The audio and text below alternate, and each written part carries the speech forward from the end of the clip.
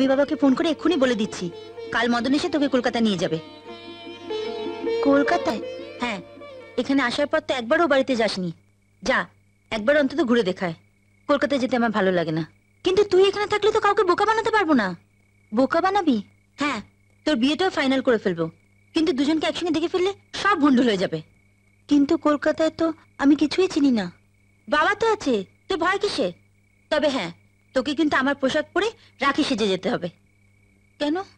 আমাকে যে মানুষ করেছে আয়া, মানে আবা পিসির একটা ছেলে আছে, 1 নম্বরে বদ।